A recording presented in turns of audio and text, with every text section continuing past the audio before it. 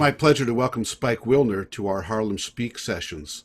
Spike, it's great to see you. Lauren, it's a pleasure to be here. Thank you. You're welcome.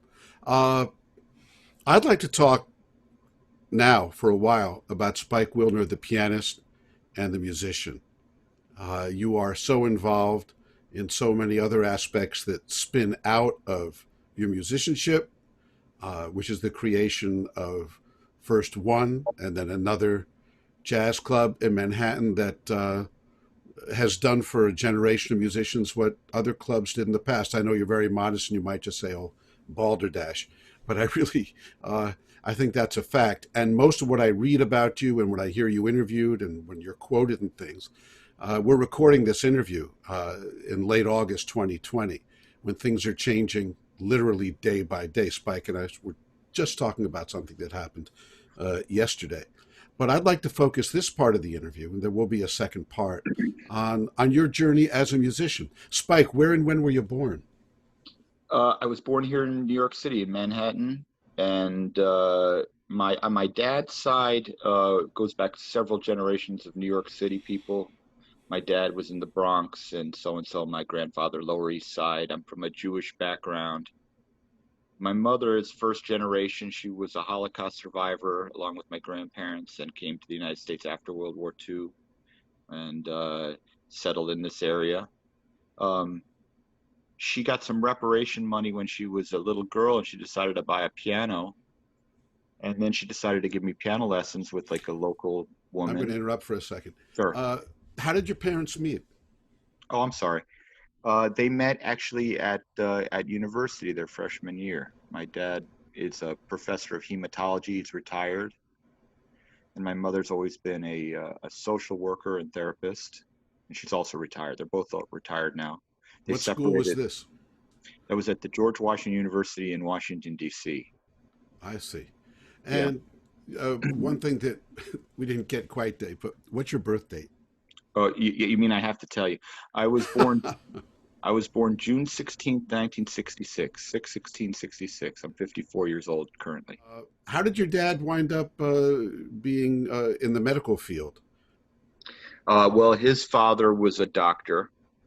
His dad, my grandfather, was a like a neighborhood doctor in the Bronx. It was a Jewish neighborhood up there, and he had his office in his apartment. They owned the house actually. It was a suburb at that time, that part of the Bronx, and had a local. He just ran a local practice right out of his own apartment and saw the neighbors and stuff. Uh, my grandmother, his wife, was a painter. She was an artist, so they actually spent a lot of time separated. She was usually down in Greenwich Village. In fact, I had two grandmothers that were both very influential on me. Um, the one that we're talking about, her name was Marie. She was a French woman born in Paris, and it came to New York City when she was a little girl. Well, actually, not little girl. I'm sorry. She came to New York City when she was a young woman, having studied painting in Paris. Mhm. And then when she came to New York City, that's when she met my grandfather, and then they got married.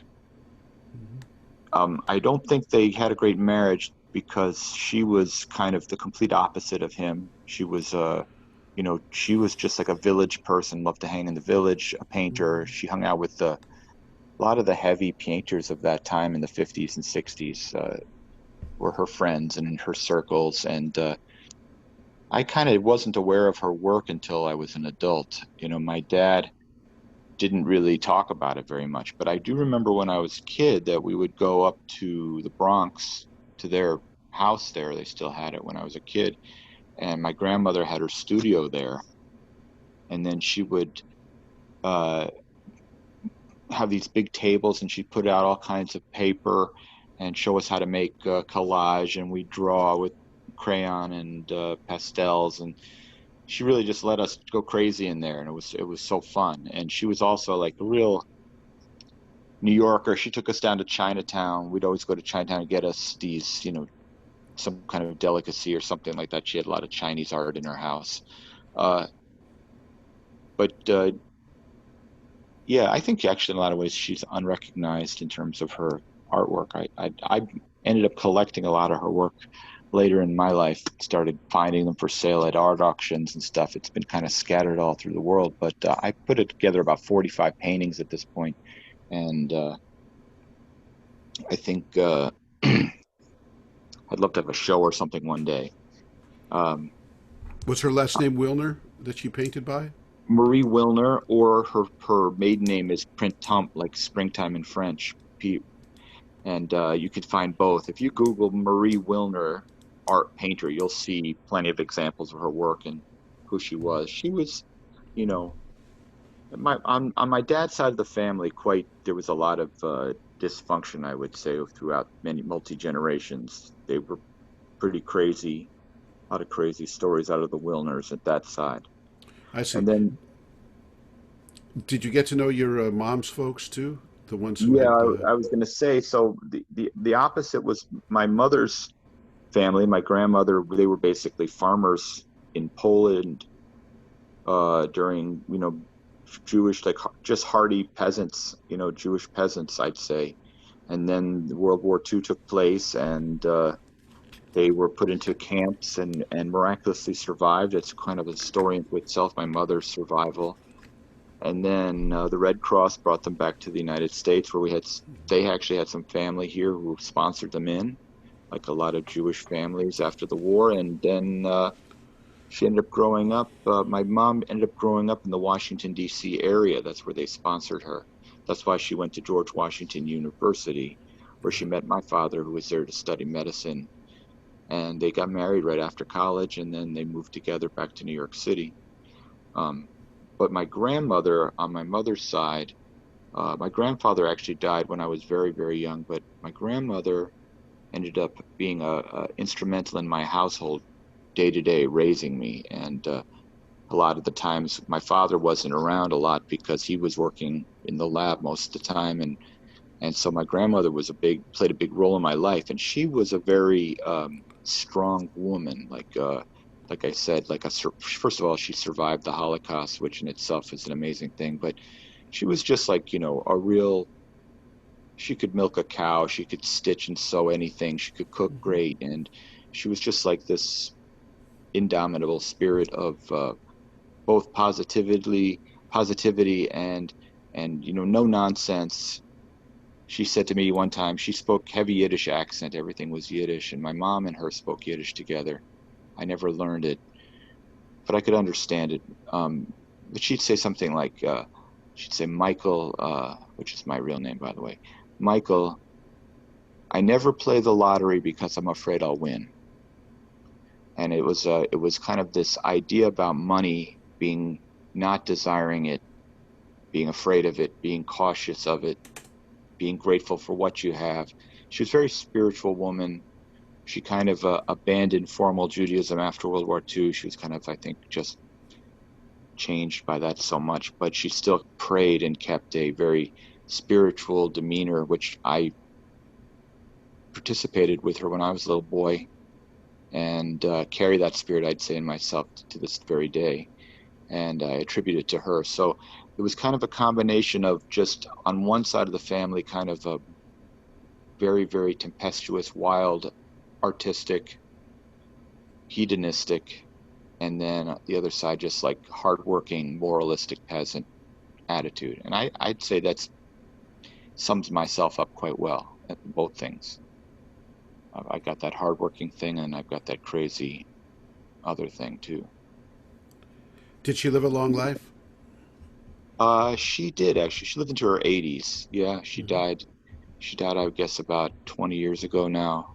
No, maybe a little more than less than that. I'm sorry, maybe 10. Well, God, it's hard for me to remember. She died in the early, like in the 2000s, right in there. I see. Yep. But she, Well, yeah. no, please, please. No, that's it. Well, in the midst of all that, I guess first question would be, when did Michael become Spike? Michael became Spike the freshman year of college. Actually, that was the nickname given to me by my roommate at the time, who was a great musician by the name of Larry Goldings. And that was my freshman year at the new school, the very first. semester of that school's existence. I was there with a bunch of students. It was kind of the first ever class.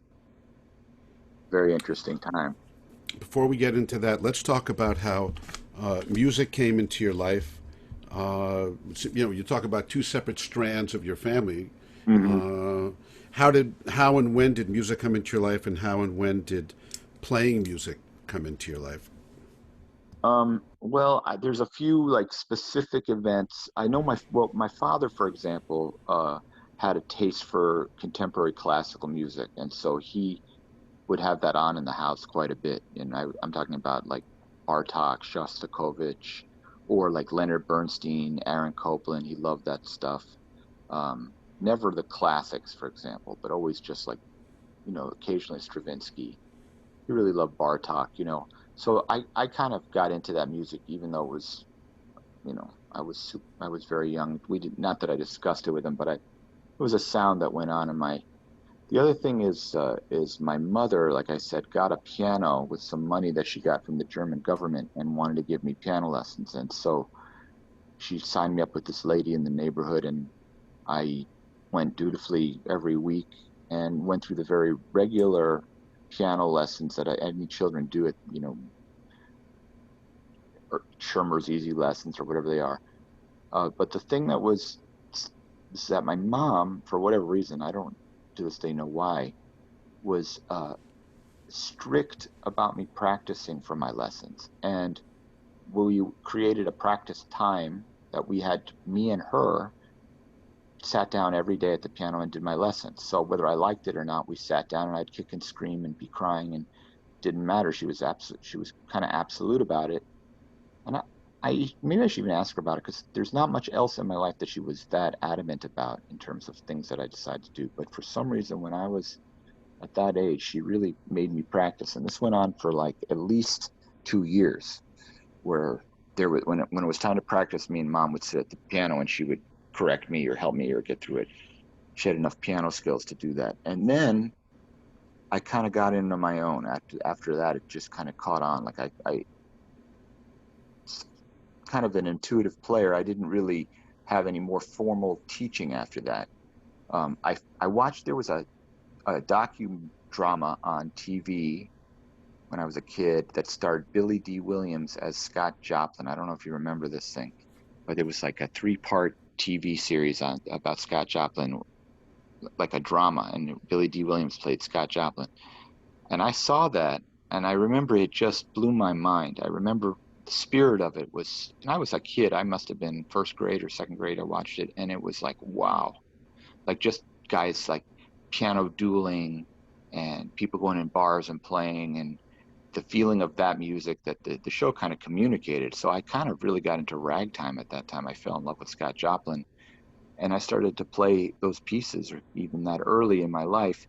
And self-taught for the most part. My parents tried to get me with other teachers at that point, but I never really stuck with anybody. And then the practicing thing was on me. So I did it if I felt like it. But I maintained a pretty passionate thing for the piano on my own, kind of in my own terms. Uh, when I turned 13 years old, my father moved the family to St. Louis, Missouri, because he took a position at Washington University there. And so it was kind of an abrupt change for us from New York City, with like from a when uh, strong Jewish community there too, by the way, which I was a part of, to St. Louis, where it was very different kind of people there. And I ended up going to school there, both, we're talking about seventh grade through the end of high school, so 5 or 6 year period at a critical time. One thing about St. Louis, though, was there was kind of a nice music scene happening. They had the Ragtime Festival there. There's a guy named Trevor Tishner, who was a big time ragtime guy in St. Louis at that time, and kind of a ragtime scene. And my dad endeavored to get me around those people, which was cool. And so I got a little more kind of into the ragtime. Those guys were very assiduously studying this music, like collecting. I wasn't like a student of it in that regard. I just wanted to play. I did get a chance to play at the Ragtime Festival in St. Louis when I was probably in the seventh or eighth grade. I played the Maple Leaf Rag, and I remember being well received at that time. Just didn't know what the hell I was doing, but I did it. And then in my high school in St. Louis, it was a very good jazz program, and some musicians who are professional today that are known to us all went to high school there. And I'll mention some names: pianist Peter Martin, uh, bass player Neil Kane, and his brother, bass player named Chris Thomas. A tenor saxophone player who people don't know that well, but was with Wynton Marsalis, Todd Williams, Steve Kirby, the bass player. It was all, and who am I leaving out? Jeremy Davenport, great trumpet player. And the director was a guy named John Brophy, who still plays in St. Louis. I know I get texts from him. And he ran a pretty serious jazz band, and I became involved in that. And it was around that time in high school also that Wynton Marsalis was starting to come into prominence. That was like the year was about 1984, 85. So he came around, and a bunch of the kids from the school got to meet with him, and he really influenced like us right away with the idea of transcribing solos and shedding and getting involved.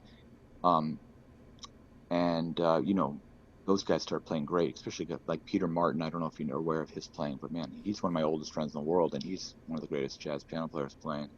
Always has been since he was like 16. Um, then what happened with me was a lot of those guys started going to New Orleans. I decided when I finished high school in St. Louis, my parents were getting a divorce, and St. Louis wasn't really my city. I wanted to get back to New York, and I decided to enroll at the New School Jazz program, which was kind of looking for students at that time. A man named Arnie Lawrence was in charge of it, and I decided to give it a shot. And I went and auditioned for the New School. This was in the summer of the fall of '86, and I remember that the guy that auditioned me, along with Arnie and another person, was Tommy Flanagan, who I didn't have any idea who he was at the time when I was auditioning. I was, I guess, 18 years old or 17 or 18. I had no idea about Tommy Flanagan. And I remember that I played Take the A Train as my audition piece.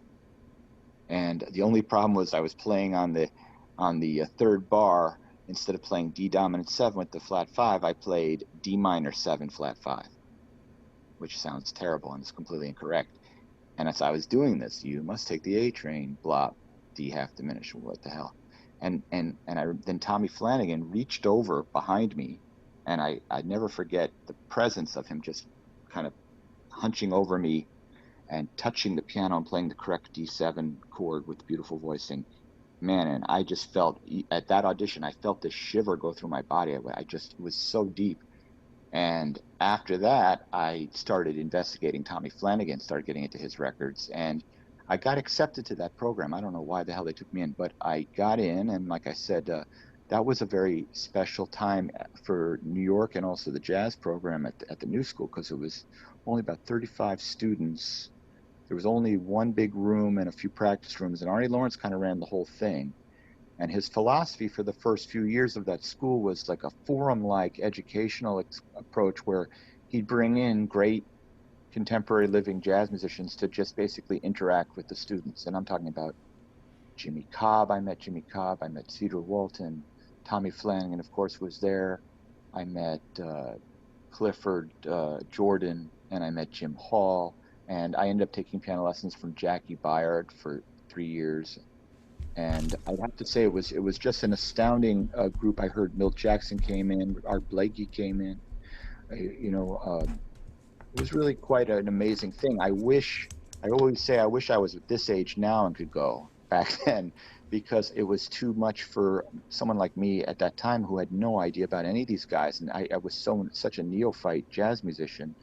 But they were very impressive. I ended up taking some private lessons with Walter Davis Jr., and he was so kind with me, showing me things on the piano, but also just telling me the stories of Charlie Parker and Bud Powell. And it just enamored me with these great geniuses. And I fell in love with Charlie Parker and realized that he was the greatest. And I became very involved with just like trying to learn how to play bebop music, like New York bebop, and what that meant. And I started to go to Barry Harris's Jazz Cultural Theater, which was in Chelsea at that time, and kind of came into that scene with a bunch of young guys that were there, including Ari Rowland and Sasha Perry, Jason Linder were all there at that time, and numerous other musicians, including Jackie Byard, who was there with his Apollo Stompers, and then Barry.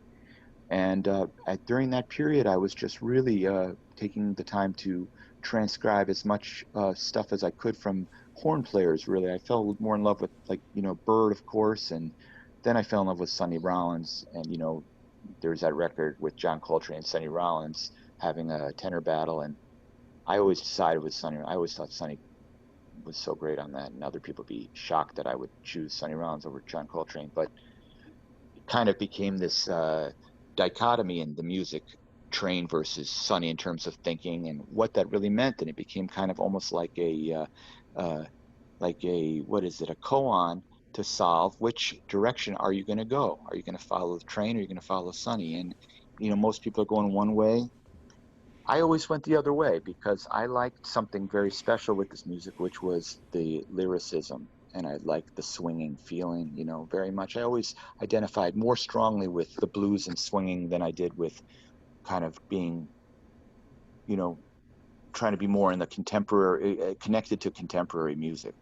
I didn't think about contemporary music versus not. I always lived in this era very naturally. Like I was coming out of ragtime, I was coming out of rock.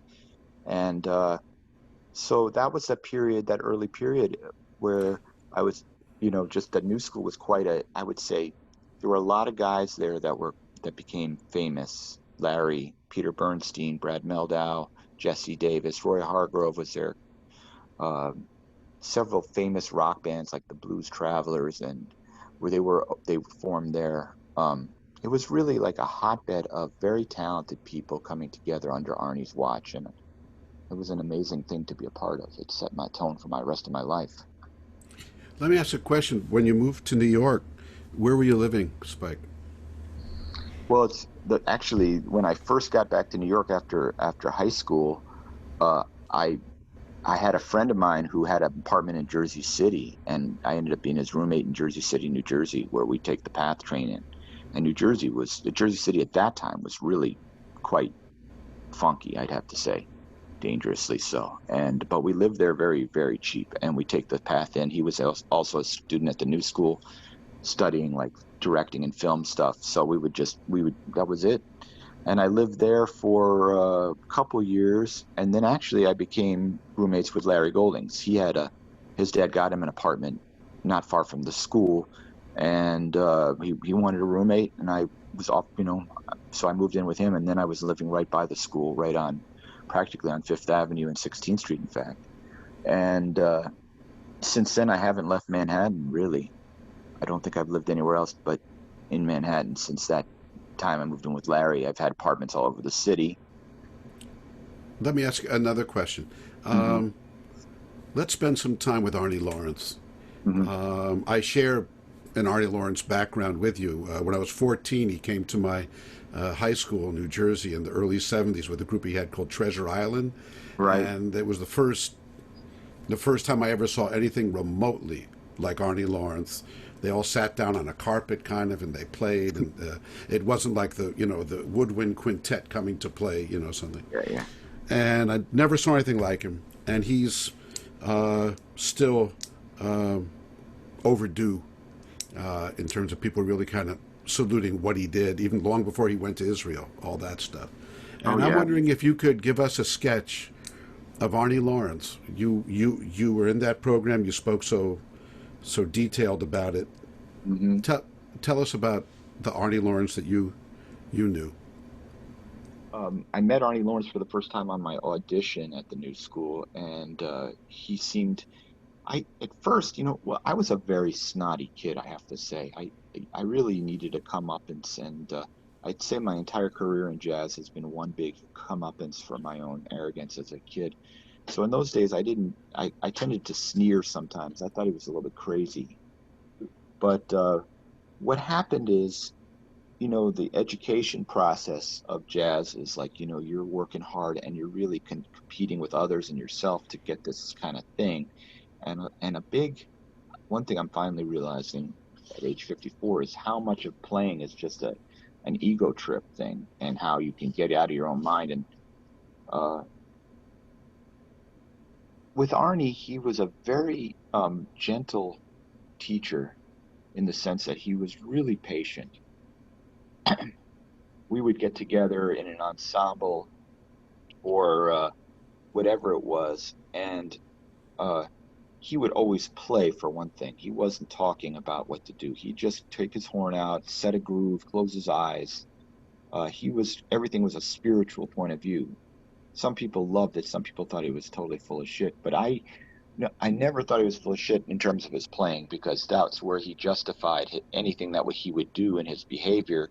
He could back it up by really being able to play beautifully and great. But he wasn't going to be able to, for example, tell you how to play over giant steps. He wasn't the kind of guy that had strong theory and was going to give you a lesson in harmony or theory, or break down rhythms for you, any of that. It was just like he was a very old school kind of jazz teacher with, like, he'd play the vibe, he'd play the groove, he'd improvise with you. If he had to tell you that you weren't doing something, he'd tell you. In my case, like, he'd tell me, "Oh man, you're doing something wrong," whatever it was, and I'm sure there was a lot of it. But I would get mad, of course, and sometimes we'd go outside, just the two of us, to talk. And it was almost like, I hate to say this because it sounds so cliche, but it was like a dad thing. Like, I was this kid throwing a little tantrum, and he was so patient and kind and talk me down, but be firm about it, you know? And then we go back and I, keep working. And then after I graduated and I was finally just making my living playing whatever gigs I could get, I would go in around it. There was a kind of a jazz scene in the village at that time, East Village, Deanna's and La Linea and First Street Cafe. These were these, and, St. Mark's Bar. There's about 6 or 7 places that had live music, and we'd go from one to the other. And most of these were real divey.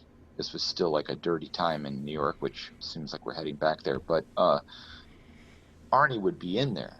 He'd be there playing. He'd be there coaching. He always was kind of like a guru figure and teaching, but like in the trenches. So I'd say he had an immense amount of integrity, and his vision was correct. And looking back, but he had to fight against a bureaucracy that he didn't really have a chance against in that sense.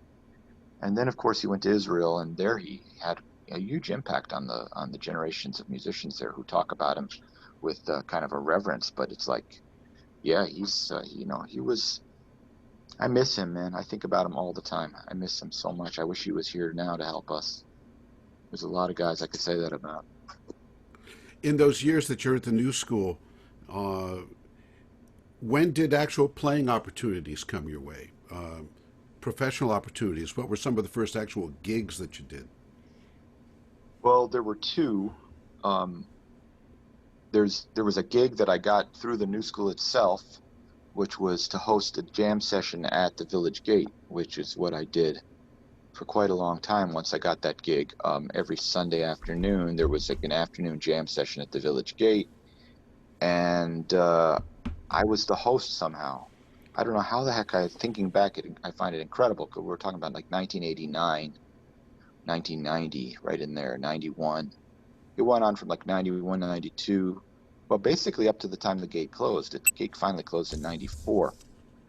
Uh, I lived across the street actually at that time. I was actually right on there, right on Bleecker. And it was a great scene at the Village Gate. The Village Gate was just thriving. It was people in there on all the levels, but the terrace jam was wonderful, and musicians were in and out of there all the time. And I really learned a lot from just being in there. Got my ass kicked so many times, just humiliated, and come back to live to tell about it. And met so many great musicians there. I got to meet Mulgrew Miller there when he was just kind of getting his thing going, and James Williams, and oh man, I saw so many guys on the gate. Junior Mance and you know Larry Goldings played there. He would Raphael DeLugoff gave him a chance to play there. He had actually had a gig there. Those guys, but it was mostly like the older. Walter Bishop was there, and Walter Davis Jr. was there, and you could stand behind the piano. They had this kind of partition from the exit coming into the room, and and there was a partition, and you could kind of peek around this partition and check out the piano player while I was playing, and you could see his hands. It was really cool. And so, man, I'd be positioned there night after night because I would live across the street, so I just come over to see whoever was playing there and try to copy. I remember one time when I heard Mulgrew Miller play there, and what did he say? I was sitting there checking him out, and I must have been 19 or 20 years old, and he said to me, he goes, "You're a piano player." I said, "How'd you know?" He said, "I can see your ears," or something like that. It was just like he could tell by the way I was checking him out that I was a piano player trying to figure out what the fuck he was doing, which was, and it was great. It was a great thing. And so I would host that jam session every Sunday, and I'd have rhythm sections. Eric McPherson played with me quite a bit at that time, and Ugano Kegwo was there, and a lot of the guys that I still play with were there at that time. That was right in there. And the other great gig that I have to say was made a big impact on me was that I got hired to play solo piano at Arturo's Pizzeria, which is down the street from the Village Gate, just about a block away, right on Houston Street. And it was like the afternoon gig. It was like it started at 4 o'clock and went to 7:30 or 8. And I got to know Arturo and Betty Quinta, the owners of Arturo's, and the whole family there, Lisa, Scotty, and this whole Italian American family that owned and operated Arturo's Pizzeria, which was a wonderful old New York place, and great pizza, co-love, and amazing pizza. And they would always have a what they called the family meal before they opened, which included all the staff, so the servers and chefs and everybody, and the big plates of food would be set out, and everyone would eat, and then they clean it up, and then they'd open the doors and it would be. And so my job, and Arturo always had his table right by the piano, so he sat there with Betty and his kids, and my job was to play piano for this workers' meal. And Arturo liked the way I played the piano because I always played his favorite tunes. And so he would just sit there and eating, and I'd always play like "I Love New York" in June, or you know, "I Can't Get Started." Something he always liked. He loved those standards, and I would play them for him, and he always dug it. And I got to see firsthand like that, just how to run a business in that sense from his respect. Like Arturo was the man, like nobody could question that. And I remember seeing like Rudy Giuliani in there, and it was like it was still the old school New York thing going on in there. And from the position at the piano, you could see a lot, and it was pretty fun. But more importantly, I got to meet Harry Whitaker, who was the regular pianist there. I actually got him the gig. People don't realize that, but Harry Whitaker started a residency there 5 or 6 times a week, and I was kind of key to getting him that gig. Um, but then once he did have the gig, boy, he took over and just established something great that was happening at Arturo's, and that became a big part of my daily lifestyle, was being in an Arturo's to just be around Harry and to what his thing was, and which was accompanying singers. He was really into singers and accompaniment and the tunes, of course, tunes and all the keys. It was amazing. That was both those gigs for me have had effects all the way. I wish I could still do both of them. Was Art DeLugoff around, or was Raphael pretty much handling what was happening with you at the gate? Well, the jam session part, like Rafi, who's not that much older than me, was booking the acts on the terrace, and I think he was also at that time handling the comedy that they had upstairs, and they had some heavyweight comedians going on. Uh, so he had a big job he must have been about 20. He couldn't have been more than 27 years old or 28. I don't know. I don't know how old Rafi is, but he's a very good friend of mine, by the way. But at the time, Art was still there. Art DeLugoff was there every day. You could see him there. He was a very imposing kind of guy to me. And I got to meet Art DeLugoff. I got to meet Max Gordon, and I got to meet, Bradley Cunningham. And I saw some of these guys, like how they handled their clubs. There's no question. Same with Arturo, though. Same thing, Arturo. These guys, there was no question who the boss was, and they were special people, all of them, including Arturo. the way, as a story, it was the way that Harry Whitaker ended up getting the residency at Arturo's was because one night I was there just hanging out, and I don't want to mention the musician's name because I don't want to create a bad thing for him, but there was another musician who had the 6 night a week thing at Arturo's, and he was kind of a curmudgeon dude and didn't really like being told what to do, a little bit of a prima donna. And anyway, there was a vocalist there that came in who was also a waitress. Her name is Marilyn. She's a sweetheart. Anyway, Arturo wanted Marilyn to sing a song. And so he said to the guy who was playing the gig at the moment, he said, hey, let Marilyn sing one. And this particular musician who had been there a long time playing this, he had been a long time in this gig, said, man, I don't want to play with her. This is my gig. I do what I want. And I saw this happen with my own eyes. Arturo stopped the music and he said, can I have a word with you outside, please? And the guy, him and Arturo walked outside. They were out there for about 10 minutes. And then next thing I know, the guy comes in, packs up his instrument and splits. And that was it. And later I found out that the conversation was, he goes, do you see the sign over this restaurant? What is this? What's on the sign? He says, Arturo's. He goes, what's my name? Arturo. Like, get the F out of here, and that was it. But then after that, Lisa, his daughter, who was also managing Arturo's, actually called me up and she said, who do you think I should get to fill this slot? And I said, man, give it to Harry Whitaker. It'll be great. He needs a job, blah, blah, blah. That's how it happened. Were you starting to hone in yet on a conception, on a path? You've represented yourself as catching up, or I don't know how to describe it, that you weren't ready for it, or if you could go back, which is I guess how most people feel about their early years. But were you starting to think about a musical path for yourself at that time? Like, if someone had met you then and said, where do you want to be in 10 years? What was your goal at that time? Well, I always wanted to learn how to play. Like I always wanted to really just be able to play. But I always had mental blocks that kept me from playing, in my own opinion. And that ran the gamut in terms of what it was doing to me because like I said earlier, it's a mental game. From a stylistic point of view, I've always been very, very in love with bebop, Charlie Parker, Bud Powell, playing inside the changes with great lines in melodic phraseology, Kenny Dorham. I love that feeling.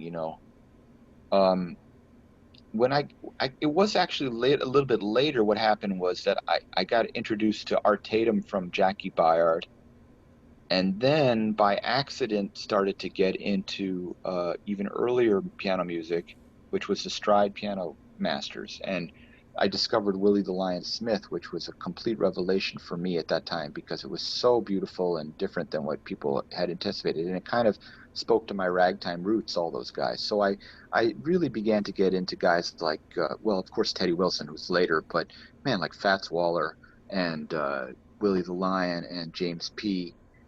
and Duke, who's later too. But really, like Willie and James P. are the two. I mean, James P. is really the greatest of all, and people never say that, but he really is. And then also Fats Waller is so untouchable as a piano player. That's another thing that boggles my mind. People don't really talk about too much what a great genius Fats Waller was in terms of being a pianist. But nonetheless, I began to really check out that music a lot. And I did some transcriptions of things. And actually, if I may tell the story, it was during this time that I was actually trying to finish a master's degree. I did my first year of a master's degree at the Manhattan School of Music.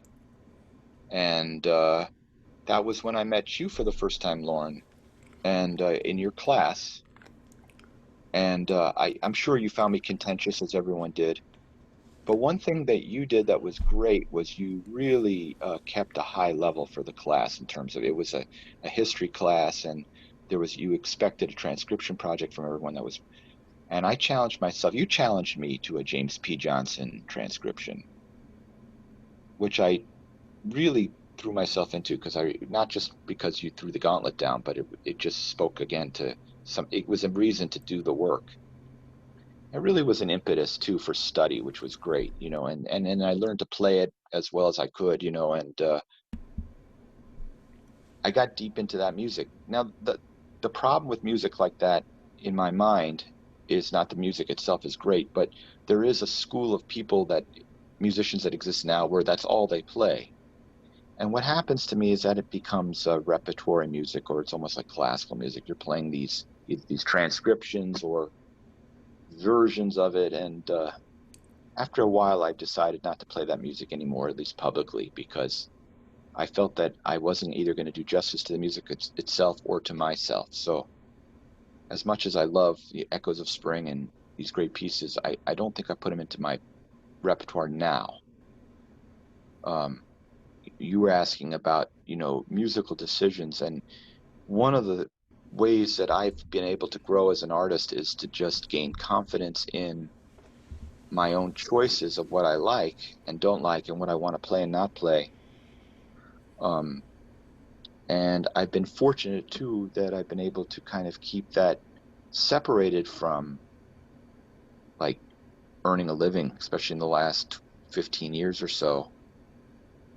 And that's given me an impetus to be able to grow into myself more than, say, if I had to adapt to whatever the environment was that made people popular or not popular. It's a hard thing to not give a shit, in other words, about what people think and figure out what you are. And it's part of this lifelong process that I think is just self-realization. And in jazz self-realization is when you find your own voice in the truest way and can just speak that. And in our music, the great ones, all happened fast when they were young. Charlie Parker or Clifford Brown so. But in our society now, it's not a crucible like it was in those days in terms of gigs and the scenes. So it takes a longer time to maybe find a voice. So what could happen in 5 years or 7 years back in those days might take 20 or 30 years now. So you never know. Spike, did you graduate from the new school? Was it four straight years? Well, in all honesty, and this is going to sound pathetic, I failed enough classes that they made me do a fifth year. And then what also happened at the new school was that they ousted Arnie Lawrence and brought in a new administration, and I really, really was offended by that, and became an enemy of the new administration and the way they were handling the education there, and so that put me at odds with them. So I had a lot of bad blood with the new school after they got rid of Arnie Lawrence. Um, so to the point where they actually took away that gig from me at the Village Gate, which was a drag. But now actually I have a great relationship with the new director, this guy Keller Kolker, who I think is a great guy. But there was a long period with the new school where, uh, yeah, I was out of communication with them. They wouldn't even consider me an alum. I never got called, uh, and that came from the I just infuriated them so much. I was really a problem for them. So, But yeah, but the answer to your question is yes, I did actually graduate and get a degree from the new school for a Bachelor of Fine Arts. and then what happened? You have to pay your rent, and you got to make a living, I assume. What happens? Uh, And could you talk to? I mean, it's one thing back as far back as you're talking about, which is, I guess, is 30 years ago or something like that mhm. almost. But and especially for young people now with a jazz degree. But what did it mean for you? Okay, you got this piece of paper, you went to this program, and then what? Well, I had this Steinway upright piano that my parents had gotten me, And I ended up selling it and using the money that I got from that sale to live without having to have a job for almost a year. Not even a year, but a little under a year. I just made that money stretch, stretch, stretch, stretch, stretch because, and I just practiced and hung out until finally it was like the inevitable came and I was out of money. I had to get a job. And I ended up doing like little jobs like temping in offices. And I worked as a clerk in this store doing some stuff. And man, I had terrible experiences in all these places. I couldn't handle normal jobs. But then what happened was I got a call from someone who said there was a restaurant on the Upper East Side that was looking for a piano player like 5 nights a week. And I ended up talking to the guy and got the gig. And actually, a young bass player by the name of Omer Avital had just come to New York City from Israel. He'd only been there a few months, and we met at some place in the East Village. And I hired him to be the bass player on the gig, and the two of us worked there for a few years. And that gig allowed me to be a what I would consider a professional musician, which is that I made my money from these gigs. It wasn't huge bread, but it was enough to survive on in those days, especially.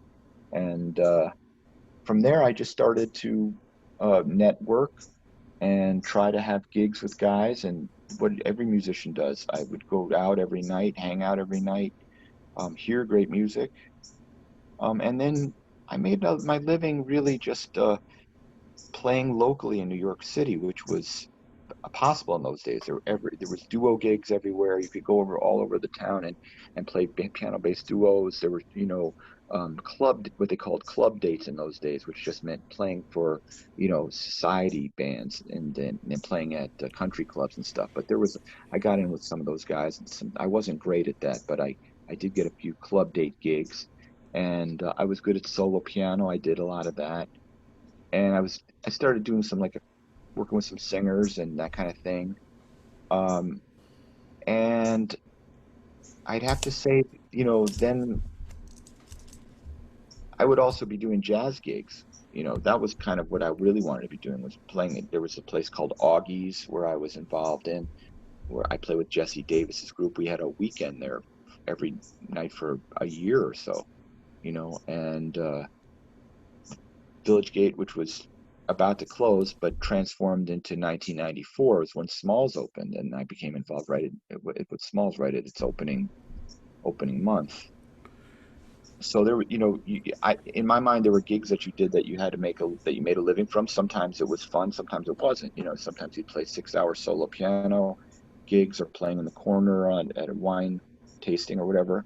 But then you could always try to go to one of these clubs and play with some heavyweights or hear some guys play, and that was what kept me going. And then just the drive to practice every day, just be practicing and studying and practicing and studying. um I just should say that I guess a couple of the notable gigs that I did get that took me on the road was what they called the Artie Shaw Band, which was really no Artie Shaw there, but it was a man named Dick Johnson who ran the band, who was a fantastic clarinet player and a sweet, sweet guy.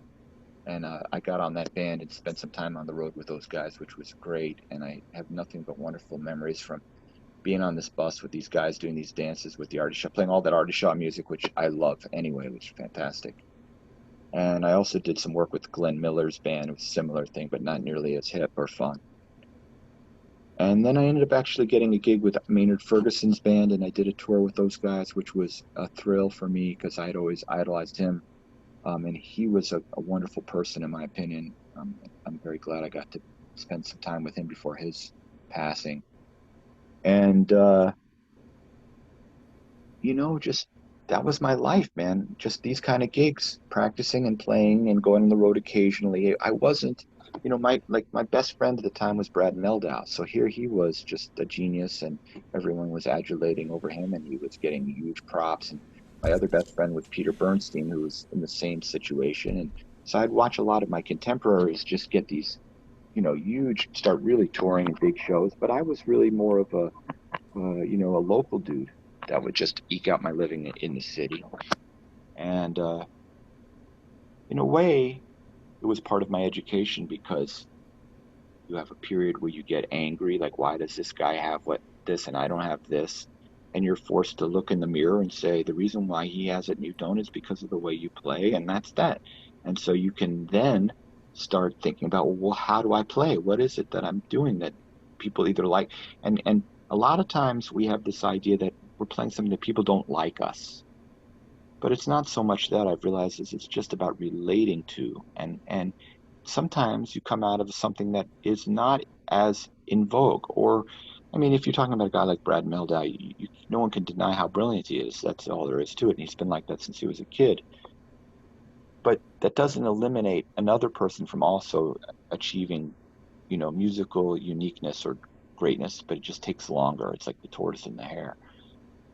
For me, I was just trying to examine like what I was. And I think a lot of times for me in my long career and modest career, I'd say, is been musical posturing, where I've tried to put on these different hats that I would wear musically and say, this is me. No, this hat is me. No, this is me. And it's taken me a long time to figure that out, that none of that's me, and none of it matters. And so I think that's where I'm finally getting now at this stage. Unfortunately, the entire jazz scene has collapsed and closed down. So just at my moment of revelation, it's, I'm being funny. I'm sorry, but seriously, yeah. What was the initial question? I forgot.